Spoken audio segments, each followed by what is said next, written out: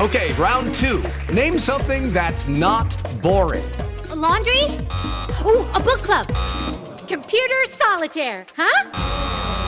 Ah, sorry, we were looking for Chumba Casino.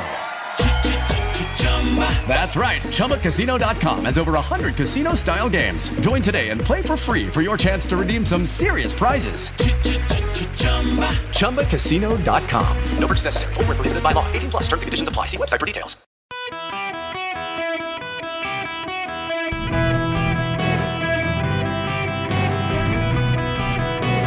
Welcome to the Eric Erickson Show podcast, Hour 3.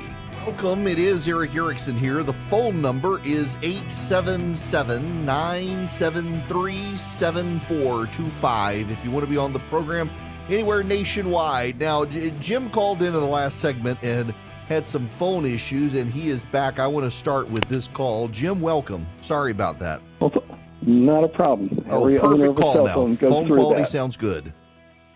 Okay, great. Listen, a very unsettling, I learned an unsettling thing about these bank failures, like Silicon Valley Signature and others.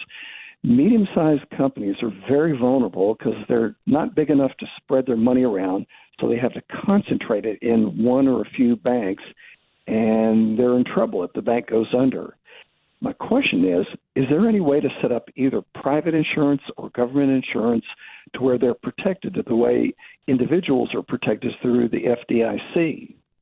Well, so these businesses are protected as well through the FDIC, but only up to $250,000 like individuals. They probably need to consider something like that, although the FDIC and Janet Yellen are essentially saying now they're going to protect all depositors.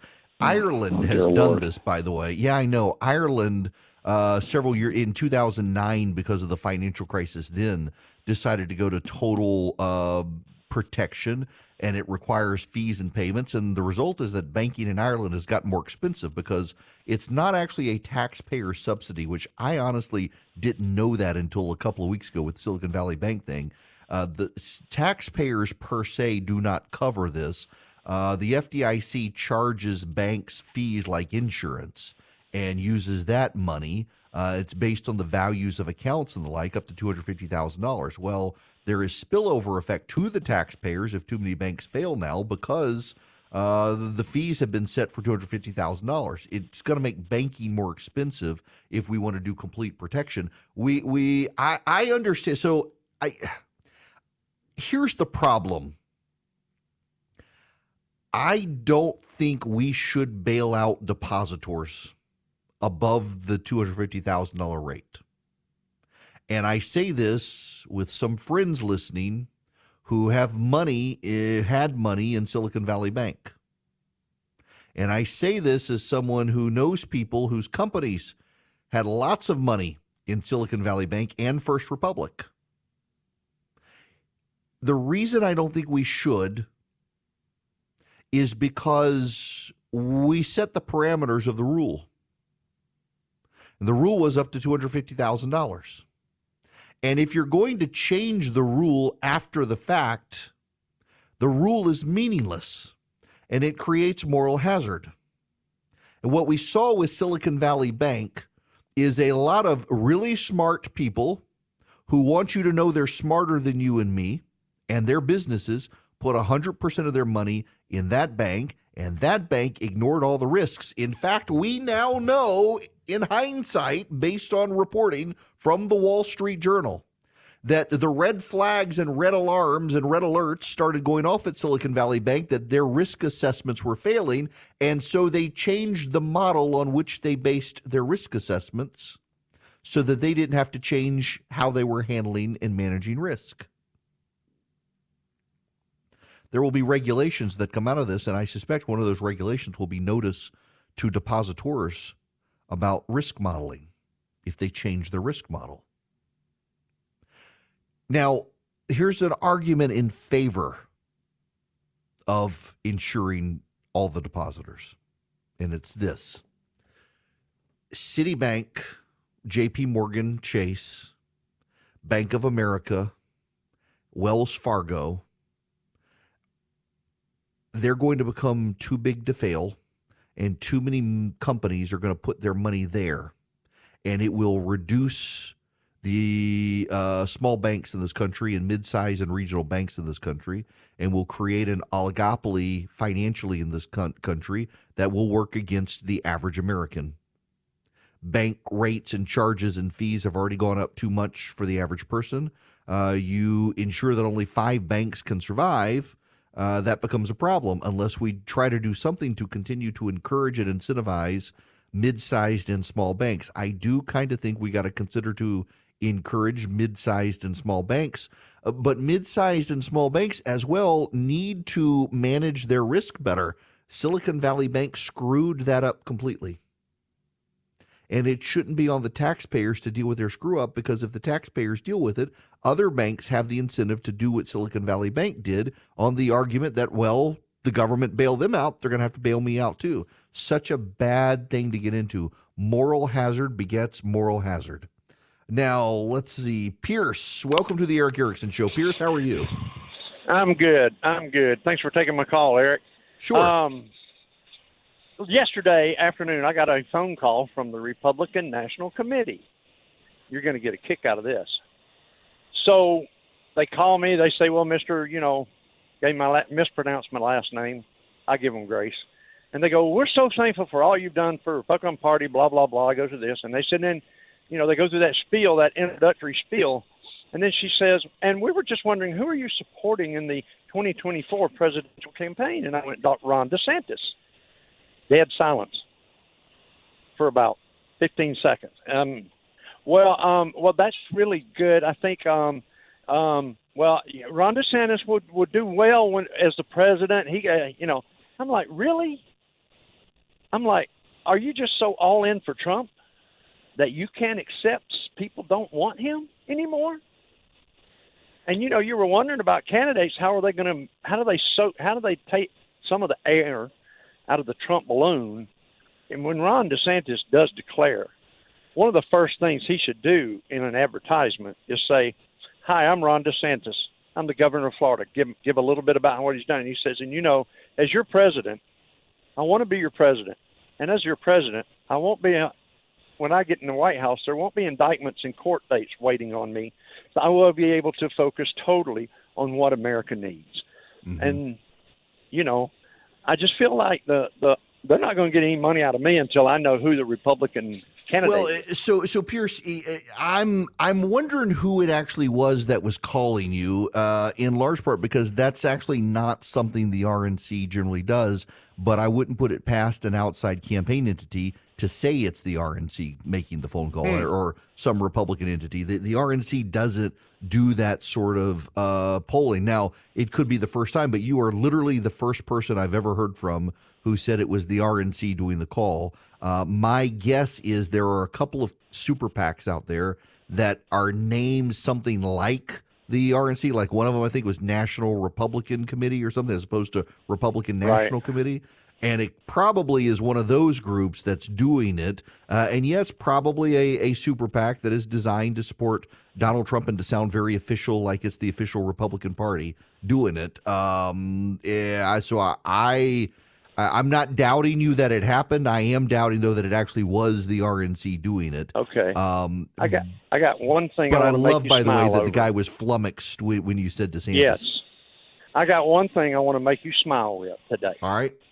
I was on Interstate 985 the other day, last week.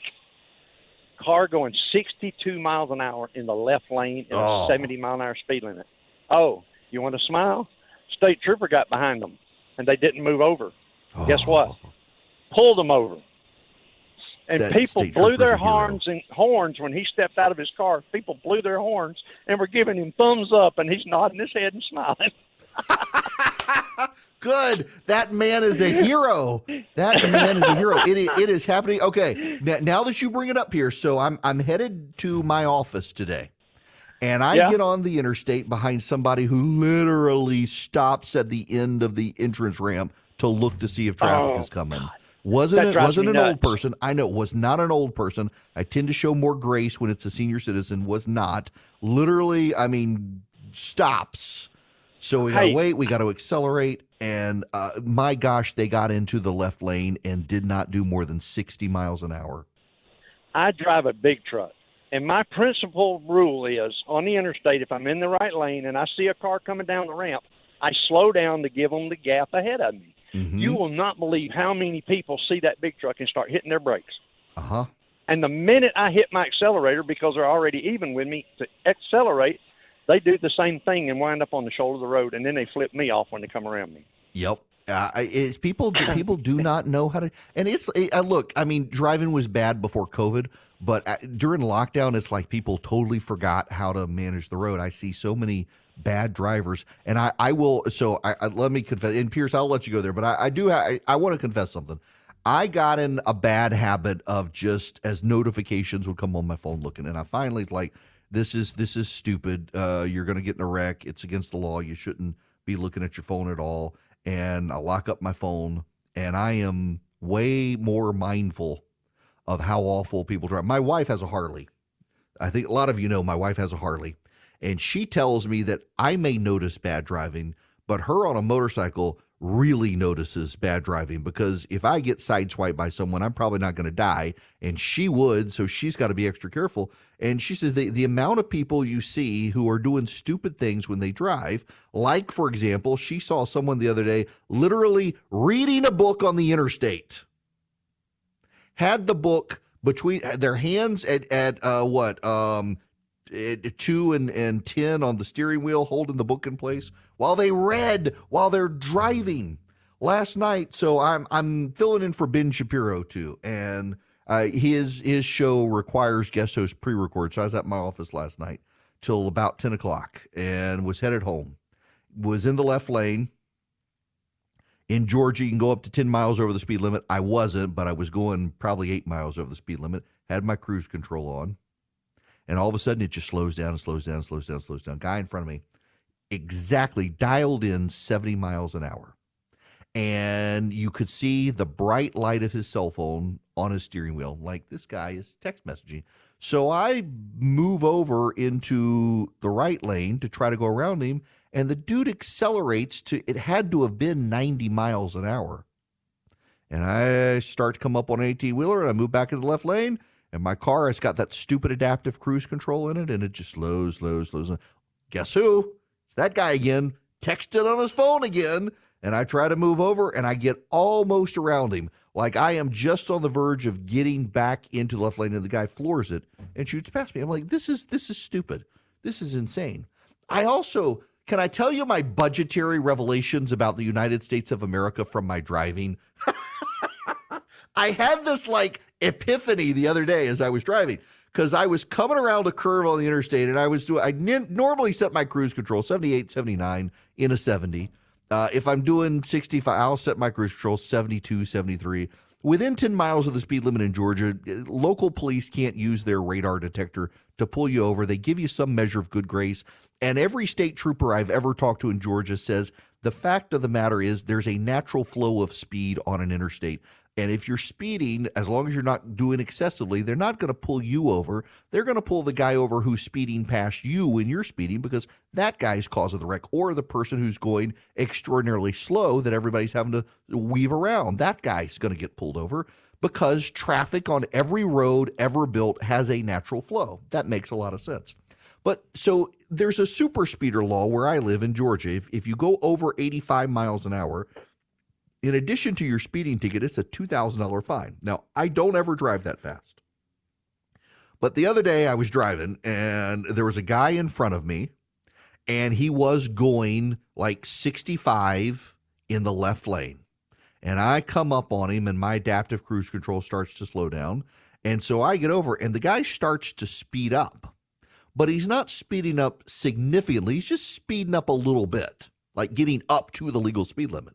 And there's a car in the right lane. So I floor it to go around him, and I look down, and I'm like doing 90 to get around this guy real quick before this other car comes up.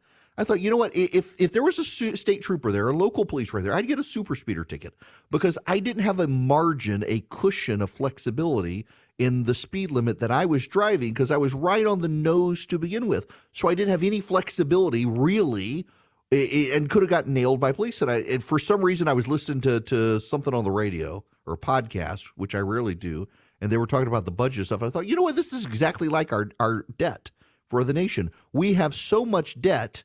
If China or something does something and we got to build up real quick, we don't have any sort of cushion. We don't have any leeway to put our foot on the accelerator because we're so in debt.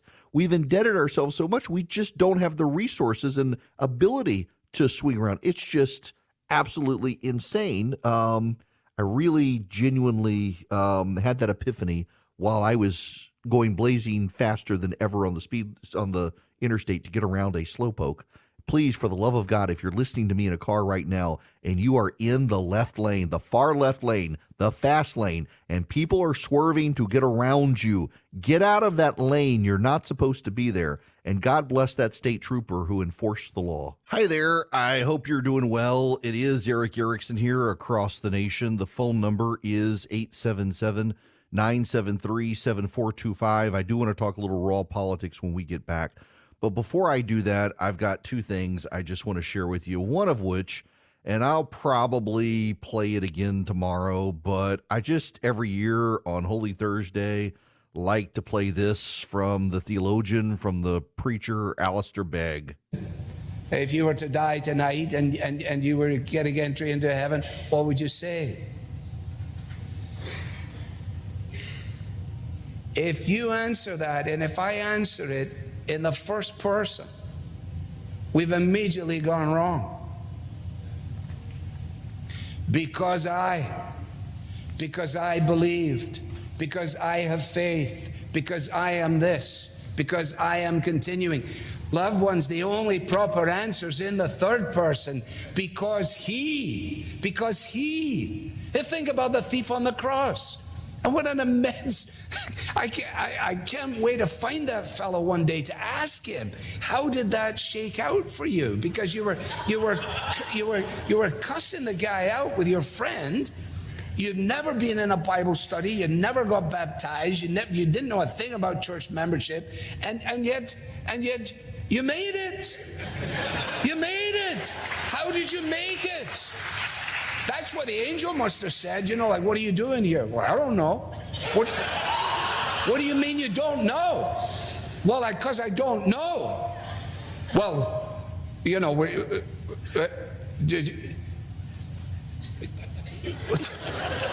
excuse me, let me get my supervisor. They go get the supervisor ranger. So we're just a few questions for you. First of all, are you clear on the doctrine of justification by faith? The guy said, I never heard of it in my life. And what about, let's just go to the doctrine of Scripture immediately. This guy's just staring. And eventually in frustration, he says, on what basis are you here? And he said, the man on the middle cross said, I can come. Now, that is the only answer. That is the only answer. And at Covenant Presbyterian Church,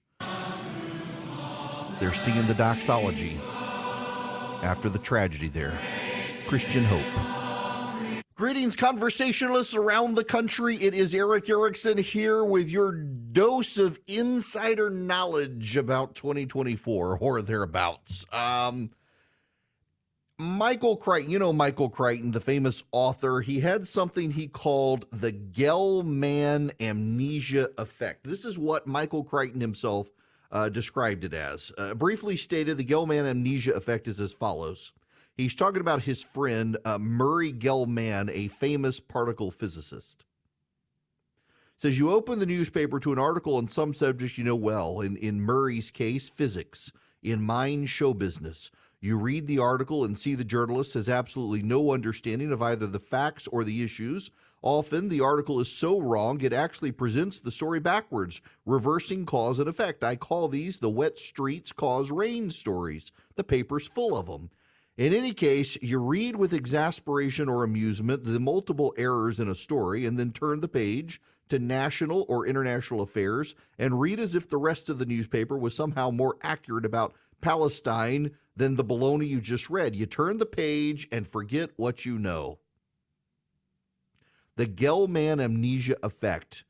You read the newspaper or you listen to the newscast and you believe everything is true except for that issue on which you have expertise. And then you're like, wait a second, they're getting all of this wrong. And you don't stop to think, if they're getting all the stuff wrong about the stuff I know about, how right are they in the stuff I don't know about? So, for example, Chris Cillizza, no longer at CNN, I believe. He's notorious conveyor of bad conventional wisdom. He is circulating a story at NBC News about how the DeSantis 2024 campaign strategy is to focus on a delegate count against Trump, not try to rack up early victories in Iowa, New Hampshire, and South Carolina. You will recall the stories from the same outlet at NBC News complaining that Ron DeSantis and his team don't talk to the press. So if Ron DeSantis and his team do not talk to the press, how does the press know the inside story of Ron DeSantis and his team? I was thinking about this because of a news outlet called Puck News. Puck, P-U-C-K. And I subscribe to that outlet. And I subscribe to that outlet because they got a reporter there who I knew at CNN, pretty good reporter, who I've always thought had good sources out in Silicon Valley. And they've also got Peter Hamby, who I knew at CNN, who's a younger guy, as cynical about politics as me. I think does a good job of covering it and has for some time. And the whole idea of Puck News is that you take a few reporters who have great sources and you allow them to write stories using their sources, and you feel like an insider. You have some level of insider knowledge. And I was like, oh, this is good. I'm actually curious about Fox News and CNN, having worked at both, have lots of friends at both, and hopeful for the future of CNN with Chris Licht. I'd like to see a news outlet that really actually does news and not just left-wing commentary. So I subscribe, but I get their political stuff too.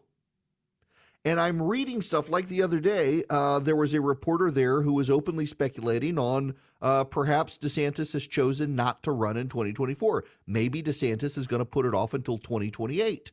And it's legitimate speculation. No, the hell it's not. I happen to have insider knowledge here about what he's doing. And I assure you, if you are openly speculating that it is credible to think DeSantis may put off until 2028, you don't know what the heck you're talking about. And so I'm like, this is the Gelman amnesia effect. Am I reading these guys who I sort of know and I respect their careers, and are they just making stuff up? Because these people claiming DeSantis isn't going to run clearly are. And then there was another story from another Puck News political reporter who claims to have some sort of be a Trump whisperer. That's what the ads say, a Trump whisperer, writing about DeSantis using some outside consultants. And I'm like, this consultant clearly got passed over for a job and has an extra grind. It does not know what the hell this consultant is talking about. It has no idea what he's talking about. He claims to have some depth of knowledge, and I assure you he does not.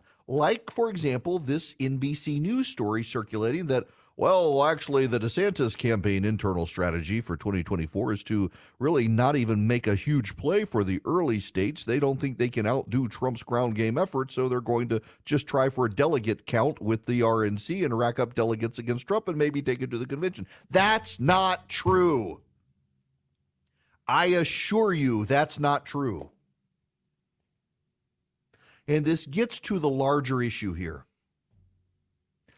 Increasingly in Republican politics at the national level, Republican candidates for office are not talking to CNN. They're not talking to NBC. They're not talking to Politico. What you're getting is outsiders from campaigns who are perceived to have connections to the campaigns. I am one of the people. I know I'm one of the people because I regularly talk to the reporters. They call me and say, "What are you hearing?" And there are times where I can tell them what I'm hearing. There are very many times I cannot tell them what I am hearing. When you don't have access to the people surrounding DeSantis or Pence or Haley or Tim Scott or any of the others, it's hard to know what's going on. Now, there's a danger here as well for the candidates, and it's a danger you should be mindful of. And that is when the candidate isn't talking to any of these reporters and doesn't trust any of these reporters, the reporters are still going to put out a story. And in doing so, they're going to rely on people who may not actually have the insidery knowledge, may say things the campaign wishes weren't said, and they come across as having some level of insider knowledge. What the campaign can do is aggressively go after the reporter and the reporter's sources. What the campaign can also do is find a few reporters the campaign trusts. And because you trust these reporters, you build up the careers of these reporters, and the reporters tend to actually develop a relationship with you where they're not going to burn you. There's a level of diplomacy that goes into cultivating relations with the press.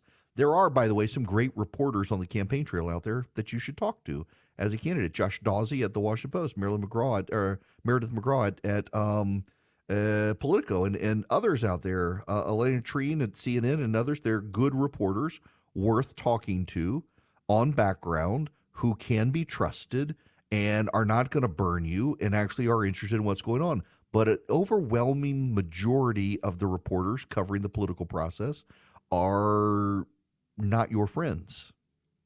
And the DeSantis team knows that. And I suspect they're smart enough to discern who can be trusted and who can't be trusted. It's just very funny as someone who actually knows the people. Like, for example, I got to be careful how I talk about this because I have insider knowledge of which I'm sworn to secrecy.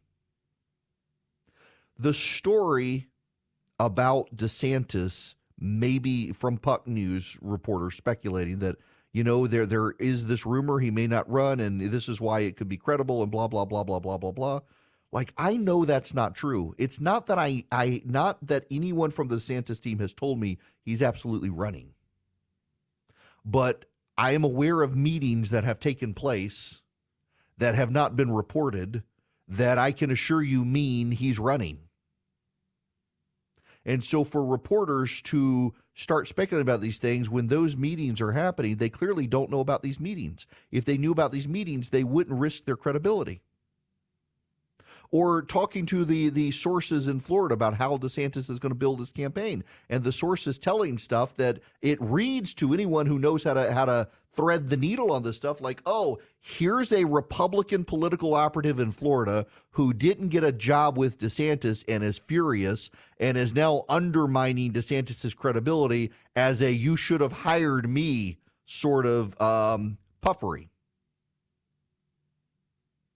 There are some campaigns that cooperate better with the press. The Pence team is a discerning team, and they do have long-established relationships with some of the Washington reporters. Haley, as well, by being UN press secretary, UN ambassador, has people who I think she knows, particularly who have come out of South Carolina.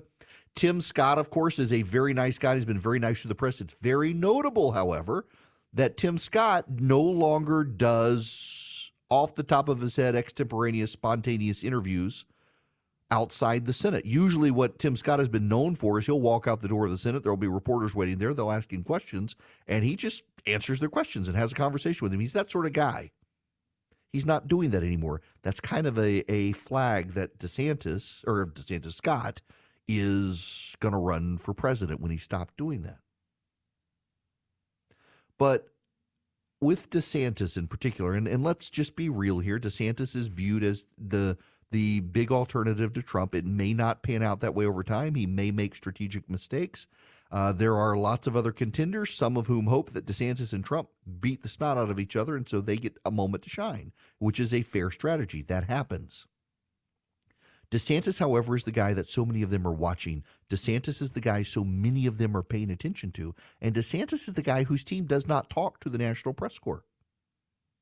So when the National Press Corps tells you with authority this is what DeSantis is thinking or doing or about to do, you can be pretty sure it's not true because he doesn't talk to him. His team doesn't talk to him. What happens is outside people do. And I know the way it goes. And oftentimes it's you're in the same circle of people. It's kind of funny. I was talking to a reporter last year, and that reporter was asking me for some information, and I told them what I had heard. Well, they knew immediately who I had heard it from because they're like, oh, yeah, you got that from so-and-so because I had talked to him. I said, yeah. And the reporter said, let me let you in on things. I know from the campaign, this guy doesn't know what the hell he's talking about. I was like, oh, well, I'm glad you told me. I had a good enough relationship with the reporter for the reporter to tell me that. And thankfully, I hadn't conveyed this information to you guys on the radio. The reporter and I had talked before. I thought I had a great bit of information about a particular campaign that was running. And they're like, nope, this guy doesn't know what he's telling everybody he does and he doesn't. I was like, that's good to know. And subsequently reached out to the campaign. And they're like, yep, that guy's not with us anymore. It's like, oh, that hadn't been reported anywhere. These sorts of campaigns trade on gossip. Political insiders love to gossip. They love to sound like they have insider access. And you got to be careful. And when you look at the newspapers, particularly the national press outlets by reporters who have a history of not being well liked by Republicans who claim to be Republican insiders or have access to Republican insiders, the odds are they have insiders in Washington, D.C. who are in that wing of the party who hate Trump, everything to come from Trump, and anyone who might sound like Trump, which would include Ron DeSantis. So be very, very careful moving forward with these insidery accounts of what might or might not be happening in these Republican presidential campaigns. Increasingly, Republican campaigns themselves, including some of the ones who do have good press contacts like Pence and Haley, understand that within the Republican Party, there's a penalty that will be priced into their run if they're too buddy-buddy with too many national reporters. And everyone on the right now learned from the campaign of John McCain and Sarah Palin that all those reporters who love the Maverick, the moment that Maverick became a real contender against the left, they turned on him as quick as they could. Like the orcs in Mordor, they turned on John McCain as quick as they possibly could. He became the bad guy all of a sudden. It's like what's the order from Star Wars where the stormtroopers turn on the Jedi? That switch flipped the moment John McCain became the Republican nominee, and all those reporters who for all those years loved John McCain, they turned on that man with a ruthlessness you rarely see in politics because they're all about promoting the Democrats. So be very careful when national reporters are singing the praises of certain Republicans. You know they're just trying to shape the field, and then we'll turn on that guy the moment he gets the nomination. One of the groups fighting for the Republicans and against the press and the wokes is Patriot Mobile. It's no secret the left-wing news outlets have been tearing up Patriot Mobile, just furious with them because they're funding effectively, not just aggressively, but effectively, conservative causes. You can be a part of it by taking your cell phone business to Patriot Mobile at patriotmobile.com/Eric or calling them 972-PATRIOT. Now, what's the deal here? You can take your existing phone number, go to patriotmobile.com/Eric or call them at 972-PATRIOT. Just tell them you want to do business with them. You can move your existing phone number to them, and the odds are they are already using the exact same cell towers you are already using, so you get guaranteed great service.